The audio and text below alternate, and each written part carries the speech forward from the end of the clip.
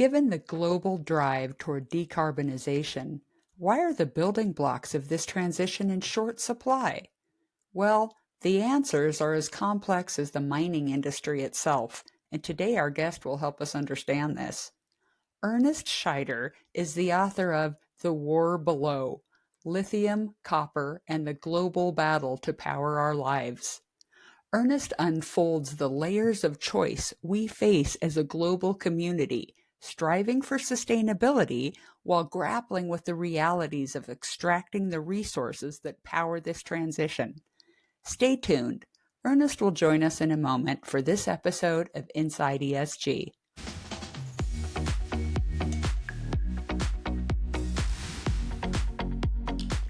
Inside ESG is a timely new production which takes you inside the work of practitioners on the ground, chief risk officers, market analysts, cybersecurity experts, and founders of game-changing startups.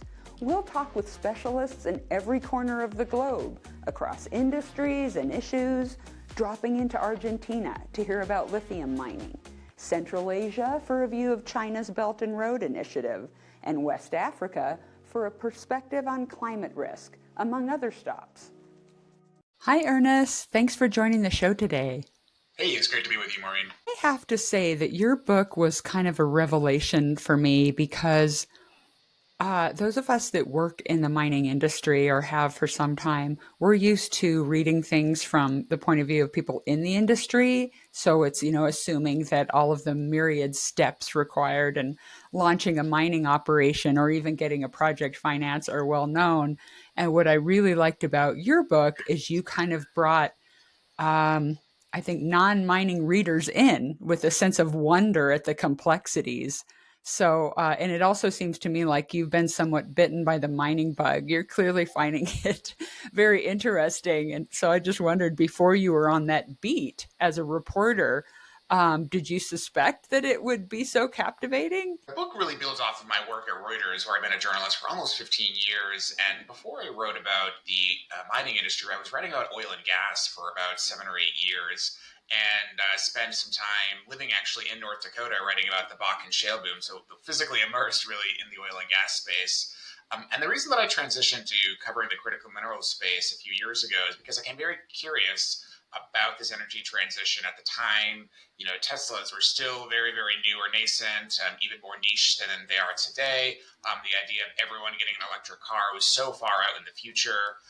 But we did see a lot of devices, cell phones, laptops, etc., continuing to permeate everyday lives, and they're all built with critical minerals. So I became curious about, okay, well, where are the building blocks for these devices going to come from? And in that regard, it's a much more complex space than just oil or gas, which tends to be a very well-established production process. So how you extract lithium is so different than how you extract nickel, and copper is obviously very different as well. And so those are just three metals right there. And so having the complexities and really diving into or drilling down, if you forgive the pun, was sort of an intriguing challenge for me. And that's why in my day job I dove into that. And the book really unpacks the challenges that we face as a world, really, if we want this energy transition. But that's going to require gargantuan amounts of metals to be produced. And the book really is an exploration of choice. What are the choices that we're willing to face if we want this energy transition? And I really wanted readers to have to grapple with that, because I don't think we've had to do that really collectively, especially in the West, for some time. Indeed. No, we haven't. And I love that you described it as being about choice. I think choice is something, as you allude to in your book, that candidates running for elected office would rather kind of not make the choice quite so clear. Indeed. To the base they're pursuing. Yeah. Right. I mean, that's one of the things that I drill down to into the book, is that sometimes parts of, especially the U.S. government, don't know what the other parts are doing. And so while there might be an attempt to move a mining project forward by one department or financially support it, another part of the U.S. federal government might take steps that could block that project or hurt that project. And so those things being at odds seem to run counter to the efforts or the stated goals of leaders, whether that's in the White House or in Congress or elsewhere, to move towards climate change abatement. And so, really, sort of getting into the nitty gritty and teasing that out was one of my main goals of the book. And the book is not a policy book, though. It's not written for geologists or investors. It's written for everyday people. And I was at pains to really show the complexities of these issues through the lens of the actors that are on the front lines. I wanted people to actually see like who has skin in the game, why they have taken the positions they've taken, what makes them tick, in order to help the reader determine for her or himself how they would come down on these issues, because these are really complex, sticky areas. Should we dig up indigenous holy sites to get copper? Should we potentially risk the pollution of large waterways in order to get nickel? Does a rare flower matter more than lithium? And these are all real world examples that are happening and that we explore in the book. And there's no easy sort of right or wrong answer, but we've been putting our heads in the sand too long, I'm convinced, as Americans, as citizens of the West, and not thinking these things through. And, Maureen, it was only, 4 years ago this month that the world really began to grapple with the idea that many countries in the West don't produce masks. Certainly the United States at the time did not produce masks. And that was just sort of one basic yet crucial piece of medical equipment that we all used throughout the pandemic. Now you just sort of extrapolate that to all these other electronic gadgets and gizmos and how they're built, and you realize that the United States and many Western countries don't produce large amounts of lithium or nickel or cobalt or other critical minerals. And you look at the demand projections out to 2035 and you sort of scratch your head and say, okay, well, where are these things going to come from? And if we aren't comfortable producing them within our own borders, are we comfortable at them being produced at places that might not have ESG standards that we would consider acceptable? Are we comfortable with other countries using their production of these critical minerals as economic weapons? What are the standards by which we would allow mining in our own borders? And where would we allow it and where would we not allow it? So these are part of the complex things that I really hope folks think through as they read The War Below. Yeah, I think you've succeeded in capturing, the person on the street's view, and Mm-hmm. that's one reason it was so refreshing to read. It wasn't your typical anti-mining manifesto, nor was it an industry piece. One reason I think for sure that a lot of investors would just stay away from commodities investments is their volatility. I liked another aspect of volatility. There's price volatility, of course, and then there's in movements of interest rates and other macro drivers. But there seems to be there's a lot of volatility in opinion, and that can also affect big projects. And you mentioned at least one case where the very same group was pro mining in the second case that you brought up, whereas before they had stated they were not just against a project, but against the industry. Well, I mean, yet therein lies part of the complexity here and part of the stickiness that I hope the reader sort of wades into. You're right. I mean, we often have examples, and the book has multiple examples of the confusing regulatory climate that some mining industry face. And I would also argue that some conservationists and others face. If the rules are unclear on both sides, then it's sort of unclear how people can sort of move forward depending on their perspectives on mining projects. Maureen, a great example is the law that governs hard rock mining in much of the United States West has been on the books since 1872. That was when Ulysses S. Grant was president. That was before anybody thought of certainly electric vehicles, certainly laptops, computers, etc. And it was a law written for a very different time. Now it's been tweaked somewhat since then, but the core of the law remains the same. It doesn't require the mining industry to pay any royalties on any metals that it takes out of the ground. That's a perk that the oil and gas industry would kill for. It also was designed to develop the U.S. West, and much of California and much of the U.S. West is well populated now. And so the law was just written for a very different time. It did not imagine this electrification trend. And so the rules of the road aren't up to date for the 21st century economy. And so time and time again, I heard as I was reporting out the book, a wish list, not just from the mining industry, but also from conservationists and environmentalists for a law that brings U.S. mining into the current moment.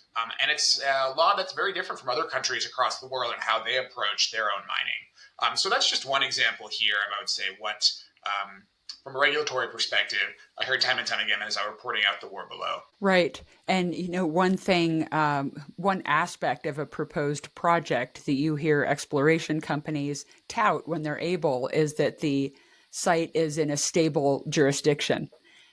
There was an example that I cite in the book of the Twin Metals Project in northern Minnesota, and this is an underground deposit of nickel, cobalt, and copper that is found in a type of rock known as sulfide ore. And the concern from some conservationists is that if that ore were to come in contact with water, it could form acid.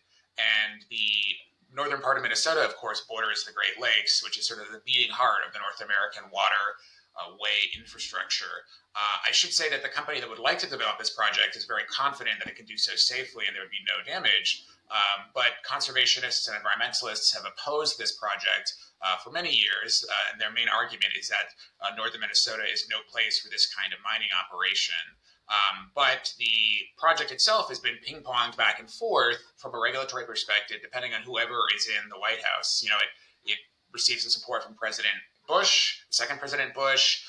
President Obama put it on ice. President Trump moved it forward. President Biden has now put it on ice. And so the one of the key executives of the company did testify before the U.S. Senate, and I included this in part of the book, where she did say that she felt the U.S. is no longer a stable regulatory climate. And those are the words that she used, and certainly very deliberate choice of words there, very pointed. The irony, of course, and that I decided to include it because the irony was just, very pointed, was that the very same day that that executive gave her testimony to the U.S. Senate, the Biden administration, President Biden himself, invoked the Defense Production Act to increase domestic production of critical minerals, saying that the country should not rely on China and other foreign nations for these building blocks of the energy transition. So there again was an example of sort of one part of the government not necessarily thinking through what another part of the government is doing. And these are things, certainly, these are broad, sticky issues that I hope our policymakers think through, but they're not going to think them through on a full level until we as voters, we as citizens say that, hey, we want a collective dialogue really around these issues. We're not having those right now. No, not sufficient ones, at least. One crucial part of the supply of these critical minerals that you went into quite a bit is the recycling part. Yes. Definitely a critical part of of the hope of reaching many of the EV targets around the world. So, did the extent of this surprise you when you were researching the book? Well, one of the main questions that I got when I started writing the book, and I would tell people I'm writing a book about critical minerals, is people, in almost as a reflex, would say, "Hey, we can just recycle that. Why do we need more mines?" 9 times out of 10, that was the question that I got. And then when you have to when you explain sort of the circular economy and the goal to move towards one day being able to just recycle old equipment and find the metals again and reuse them, that's sort of out in the future. And you just look at the sheer demand projections, then I think people started to understand it. And then you also talk through the logistical impediments right now to boosting recycling, including transportation, which is probably not what people would include on their top three impediments, expected impediments for recycling. But when you've got a bunch of old batteries sitting in a giant bin, obviously they've got some charge in them, and when you've got hundreds of them sitting there, the potential for one to explode, given that they're old batteries, is quite high. And so you can just imagine these are sort of mini bombs waiting to go off. And so transporting these batteries over large distances is a huge logistical problem for the recycling industry to have to contend with now.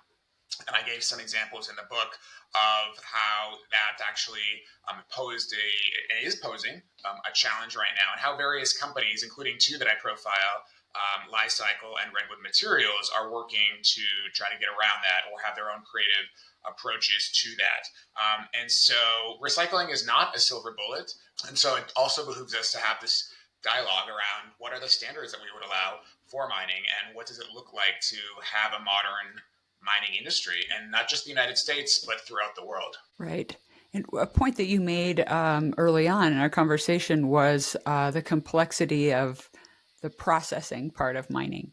I think for me, especially in the writing of it, not maybe necessarily the reporting, but the writing was just sort of helping to explain to the reader how there's so many more moving parts in the mining ecosphere than there are in even oil and natural gas. I think the average person perhaps has a broad general understanding of how gasoline, for instance, is made. You take crude oil out of the ground, it goes into a refinery, and depending on how the refinery is tooled, then you might either get jet fuel or gasoline or kerosene, et cetera, et cetera.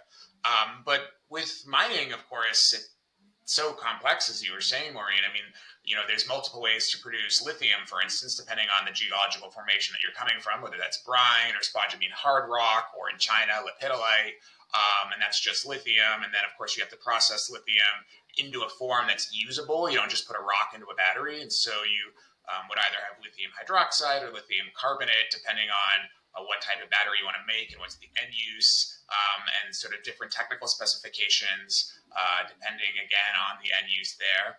And so that's just lithium, and there are in different parts of the world, like for instance, Chile, the northern part of Chile, the Atacama Desert, where Albemarle and SQM have very large facilities. The lithium is taken out of the ground there, shipped across the Pacific Ocean to a processing facility in China, processed into either hydroxide or carbonate, and then shipped to a cathode facility and put into a battery pack, and then probably shipped back across the Pacific Ocean, or it's then put into, say, an electric car. So that's two journeys across the Pacific Ocean, and you can see the complexities. And so one of the things that I explore in the book as well is this idea of long supply chains, which, as we were saying, sort of came to the fore during the pandemic. And are we seeing a regionalization, and are we moving into a regionalization trend? And so that in the future, whether that's that supply could not be stopped, whether it's by weather or armed conflict or whatnot. And so should regions around the world be boosting not only their extraction, but their processing of these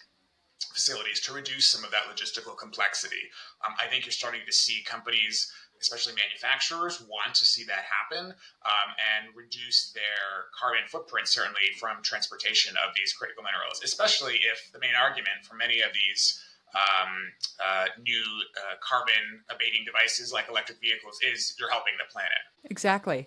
And so not only is it helpful in reducing one's carbon footprint to not take multiple trips across the ocean, but it's Yes. also very costly, right? And, Yes. there's of course, we're all seeing these wonderful incentives, subsidies for more and more people to acquire EVs. But at some point, just the expense of making them with that extremely expensive supply chain, um, it's going to make it harder to sustain, I think, those subsidies. And Well, I mean, I think you're referring especially to the IRA, Inflation Reduction Act, right, which does have a lot of carrots baked into it for not only domestic production of critical minerals, but production in countries with U.S. free trade deals or ally countries. Chile and Australia do have U.S. free trade deals, and therefore their metals are IRA compliant. But I think the more that the average consumer understands these long supply chains and the carbon footprint, the more that she or he is probably going to ask for less of a carbon footprint, especially if the EV that you're buying is supposed to help the planet. And so I'm curious to see what the long term effects are going to be and how that will affect certain projects. We have seen certain financial incentives by the U.S. Department of Energy for proposed lithium projects in the United States, and others are still applying for some of that funding. So we'll see how that goes. We also know that right now, for instance, there are relatively lower lithium prices than there were even 2 years ago due to a host of economic factors, but the demand projections are still going quite high. Copper, for instance, is really high right now because of a supply demand imbalance. And so as the demand rises, supply is not meeting the moment. And so given that copper prices have been on the march upward this year. So those are just two of the critical minerals that were out there. I mean, nickel is a huge important critical mineral for the energy transition, and the U.S.'s only nickel mine will be depleted in a year or two. We've got Indonesia, meanwhile, the world's largest nickel producer, that's limiting exports in order to encourage more of a supply chain domestic production with, excuse me, the expansion of its supply chain for the EV chain in its own borders. And so there's just a lot of complexity here, and I'm curious to see where it goes moving forward and how the IRA affects that. no, as I am, and I wonder, if we could imagine a world right now where we didn't have the IRA or any subsidies. I mean, here in Colorado, we also have state level incentives for Right. buying EVs, and many states do. say those eventually wear off or just become not sustainable due to the true cost of manufacturing. I've heard some forecasters say that we've seen such a rapid growth in the adoption of EVs that growth rate is not sustainable just because the wealthy already have their EVs, and Hmm. for the rest of the population to really in significant numbers adopt them, that unless we can come up with a much greater supply of the critical battery metals, they won't be affordable. Well, I mean, there's no way around the fact that certainly, the cost of a critical mineral does obviously affect the cost of the end product. I mean, it's sort of obviously true for any commodity. But Maureen, one of the things I became curious about when I was writing the book is, okay, this has got to be about so much more than just transportation, right? I mean, we're not just talking about everyone owning an electric car. We're talking about all the new electronic gadgets and gizmos that we have in our homes that perhaps we didn't even have 20 or 30 years ago. The cameras that we're talking to each other through right now, our laptops, our cell phones, sort of many other devices. And I have a chapter in the book that talks about leaf blowers. And this might sound whimsy, but I included it on purpose because I wanted the reader to think through this reality that we're not just talking about electric vehicles, that even if nobody got an electric vehicle, or even if the market is completely saturated because only a certain segment of the population is going to actually buy them, there's still thousands of other devices out there that we use now that are powered by lithium ion batteries that weren't even 20 or 30 years ago. So leaf blowers have historically been powered by two-stroke engines, and they're anathema to many host governments across the world because of that. Now, two-stroke engines just like spew out this noxious, nasty mix of hydrocarbons and smog that contributes to global warming. And so governments in California and Washington, D.C., and other parts of the world are beginning to phase them out. They're extremely unpopular with certain people. But as I was writing this book, I got a house and I decided to go all in on electric because, hey, I got to be on brand here. So I got an electric lawnmower and, yes, an electric leaf blower because two-stroke engine leaf blowers are apparently horrible for the environment. But that brought me down this rabbit hole of, okay, well, where did all the critical minerals used to build that leaf blower come from? Did the lithium come from Chile? Did the copper come from Peru? Did the cobalt come from the Democratic Republic of the Congo, where sometimes, sadly, children as young as 6 or 7 can actually be part of the supply chain? And there's really no way to trace that. And Maureen, I got to tell you, I've got a lot of resources at my disposal in my day job and elsewhere, and I couldn't figure out where those critical minerals came from. And that's just for my one lowly leaf blower. And now sort of extrapolate that across all the other devices that are powered by lithium ion batteries now that weren't even 10, 20, 30 years ago. And you begin to see the supply chain transparency problem right there. And also, if you don't know what you don't know, then you don't know if you're contributing to lower ESG standards in part of the world or in horrible social standards. So I really think that this was a great example to include in the book because it really helped the reader understand that this is about so much more than just transportation or EVs more directly. This is about all of the other electronic devices we use every single day that are powered by critical minerals that come out of the ground. So where those critical minerals come from matter. Absolutely. I agree completely. And frankly, even if nobody cared about climate change, we still have to do mining day and night Yes. because Yeah. copper, Yeah. and obviously we do Yes. care about climate change. But, and to your point, it's not just about EVs at all.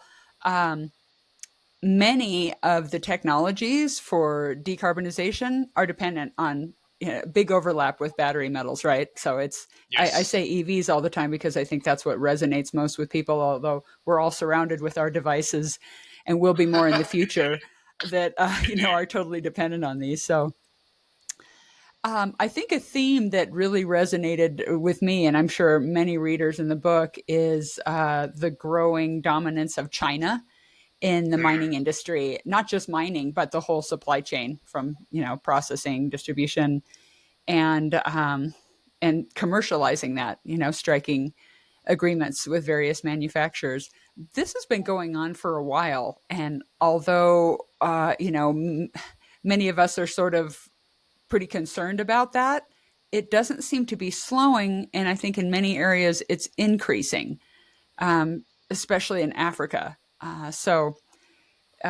Do you get a lot of questions about that? Well, I think there's And I do track this and chronicle this in the book. There's no question that China has saw the importance of the critical mineral supply chain earlier than others. In the 1980s, 1990s, Beijing began to really invest heavily, not only in mining projects, but also in the technical know-how in universities and education programs around mining and mining engineering. And so today, most of the mining engineering programs in the world are in mainland China, and the US only has about 12 or 13. One, of course, in Colorado School of Mines, great school, but only one of a handful in the domestic United States. Mining engineering is just not considered a sexy industry anymore by university students to actually study. But China realized years ago that this was a huge potential growth engine. And I do argue in the book that its control over much of the critical mineral sector has helped power its economy to the second largest in the world. One example that I cite in the book is rare earths. Now, rare earths, the name is a bit of a misnomer. They're not all that rare. What's rare is to find them in large quantities, but this is a grouping of about 17 minor metals, and they're used to make magnets that help turn power into motion. So, in an electric vehicle, you take power from the battery, and this magnet will help turn the wheels. The thing that helps your phone vibrate when you have it on vibrate mode is a rare earth magnet. And the United States helped really to pioneer the modern rare earths industry in the years after World War II, thanks to the Mountain Pass mine in California, which is just outside Las Vegas. And the mine, though, right now is owned by a company that's been trying to resurrect it and its on-site processing after the previous owner went bankrupt. And the previous owner went bankrupt due to many issues, but one of the main ones was stiff competition from Chinese rivals that flooded the market with low-priced rare earths. And they were able to do this for a host of reasons, not the least of which is that China has used its control of critical minerals, especially rare earths, as economic weapons, as tools to use to affect other producers across the world, and also to attract manufacturing to its own borders. So it gives manufacturers that locate to mainland China a reduced rate for access to these rare earths, which is a huge carrot that obviously benefits the country's economy. And so during the course of this chapter, you get to learn about the history of this mine in California, how it went through a series of owners, and kind of the reality where it is today, where it's locked in this battle with its Chinese rivals and is trying to resume full production in California to help the U.S. economy sort of get back on its feet in the rare earth space. And it's an extremely complex journey, and you get to meet the people on all sides of this in this chapter and to see what sort of makes them tick. And sort of explore the complexities around that. But that's just one example of how China has really seen the long-term advantage of focusing on this space. Yeah, that's an excellent point. Well, thank you, Ernest, for joining us on the show today. It's been a fascinating discussion, and I'll stay tuned with interest to your next reporting on the topic. Great to be with you, Maureen. Thank you for your time. Thanks for joining us today. To make sure you don't miss out on our next episode, subscribe to the Inside ESG podcast on Spotify or any podcast platform, the YouTube channel, the LinkedIn newsletter, and our mailing list on InsideESG.com. See you next time.